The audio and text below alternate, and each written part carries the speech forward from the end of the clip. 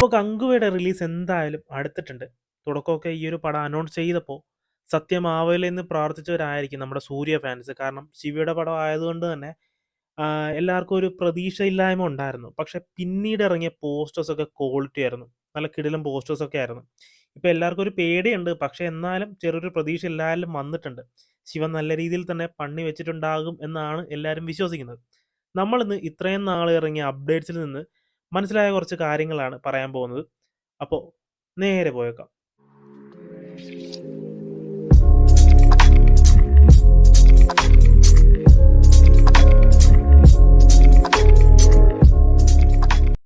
ആദ്യം തന്നെ പറയാനുള്ളൊരു കാര്യം, പല ഗ്രൂപ്പ്സിലും സിനിമാ പേജസിലും ഒക്കെ പറയുന്നത് ഈ പീരിയോഡിക് വെർഷൻ കുറവാണ്. 2 കാലഘട്ടങ്ങളായിട്ടാണ് സിനിമ നടക്കുന്നത്. പ്രസന്റ് കാലഘട്ടം ആയിരിക്കും കൂടുതൽ. Periodic version കുറവായിരിക്കുമെന്ന്.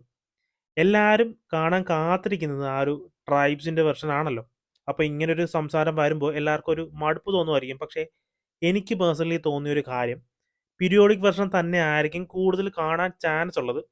ഇവർ പ്രൊമോട്ട് ചെയ്യുന്നത് ഈ ഒരു പീരിയോഡിക് വെർഷൻ വെച്ച് തന്നെയാണ്. ഈ ഒരു പ്രസന്റ് കാലഘട്ടത്തെക്കുറിച്ച് ആർക്കും അത്ര ഐഡിയ ഇല്ല. അങ്ങനെ നോക്കുമ്പോൾ പ്രൊമോസ് എല്ലാം പീരിയോഡിക്കും സിനിമയിലേക്ക് വരുമ്പോൾ പ്രസന്റ് വെർഷൻ ആകാൻ ചാൻസ് ഉണ്ടോ? ഇല്ല. നിങ്ങൾ തന്നെ ഓർത്ത് നോക്ക്, നെഗറ്റീവ് ആകുന്ന രീതിയിൽ എടുത്തു വെക്കാൻ ചാൻസ് ഉണ്ടോ? അതുകൊണ്ട് എനിക്ക് തോന്നുന്നത് പീരിയോഡിക് വെർഷൻ തന്നെ ആയിരിക്കും കൂടുതൽ. പിന്നെ പോസ്റ്റേഴ്സൊക്കെ ഇറങ്ങിയപ്പോഴേ ശ്രദ്ധിച്ചൊരു കാര്യമാണ് സൂര്യയുടെ ബോഡിയിലുള്ള മാർക്കിങ്സ്. ശരിക്കും ഇത് വേറെ ഒരു സിനിമയിലും ഞാൻ കണ്ടിട്ടുണ്ട്. ബ്ലാക്ക് പാന്തറിലെ വില്ലൻ്റെ ബോഡി മാർക്കിങ് ശ്രദ്ധിച്ച് നോക്കിയാൽ മതി. ഏകദേശം സെയിം ആണ്. ക്രൊക്കഡൈൽ സ്കാർസ് എന്നാണ് പറയപ്പെടുന്നത്. ശരിക്കും ഓരോ മാർക്കിങ്ങും ഓരോ കില്ലിങ്ങിനെയാണ് സൂചിപ്പിക്കുന്നത്. ശരിക്കും ഇങ്ങനെയുള്ള ആളുകൾ ആരെയും കൊല്ലാൻ മടിക്കില്ല എന്ന് കൂടി ഇതുകൊണ്ട് മനസ്സിലാക്കാം.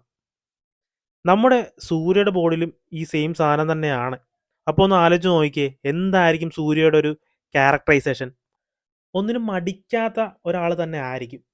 നായകൻ ഇങ്ങനെ ആണെങ്കിൽ വില്ലൻ്റെ കാര്യം എന്തായിരിക്കും? പിന്നെ ഇതിൻ്റെ ഒരു ടീസർ ഇറങ്ങിയിട്ടുണ്ടായിരുന്നു. ആ ഒരു ടീസറിൻ്റെ തുടക്കത്തിൽ ഒരു മരം കാണിക്കുന്നുണ്ട്. ശ്രദ്ധിച്ച് നോക്കിയാൽ മനസ്സിലാവും, അത് മരിച്ചവരുടെ അസ്ഥികൂടമാണ് തൂക്കിയിട്ടിരിക്കുന്നത് മരത്തിൽ. സത്യം പറഞ്ഞാൽ ആദ്യം കണ്ടപ്പോൾ ശ്രദ്ധിച്ചില്ലായിരുന്നു. ഡീകോഡ് ചെയ്യാനെടുത്തപ്പോൾ ആണ് ഇത് കണ്ടത്. ഈ ഒരു സീൻ കൊണ്ട് തന്നെ എത്രത്തോളം വയലൻ്റ് ആണ് സിനിമ എന്ന് മനസ്സിലാക്കാം. കാരണം അവർ കൊന്ന ആൾക്കാരുടെ അസ്ഥികൂടം തന്നെയാണ് കൊണ്ടിട്ടിരിക്കുന്നത്. പിന്നെ വേറൊരു കാര്യം, സൂര്യയുടെ ഫൈറ്റ് കാണിക്കുന്നുണ്ട്. സൂര്യ ഫൈറ്റ് ചെയ്യുന്നവരുടെ ബോഡി ശ്രദ്ധിച്ചാൽ മതി, ഒരു ബ്ലൂ ഷെയ്ഡ് കാണിക്കുന്നുണ്ട്. പക്ഷേ സൂര്യയുടെ ബോഡിയിലോ സൂര്യയുടെ കൂടെ നിൽക്കുന്ന ആളുകളുടെ ബോഡിയിലോ ആ ഒരു കളറില്ല. അപ്പോൾ തന്നെ മനസ്സിലാകുന്നൊരു കാര്യം, രണ്ടും ഡിഫറെൻറ്റ് ട്രൈബ്സ് ആണ്. പക്ഷേ അത് നമ്മുടെ വില്ലൻ്റെ ആളുകളല്ല. അവരുടെ അപ്പീറൻസ് വേറെയാണ്. May be 3 different types tribals ആയിരിക്കാം നമ്മൾ ഈ കണ്ടത്. ചിലർ വൈക്കിംഗ് സീരീസ് ആയിട്ടുള്ളൊരു സാമ്യം പറഞ്ഞിട്ടുണ്ടായിരുന്നു.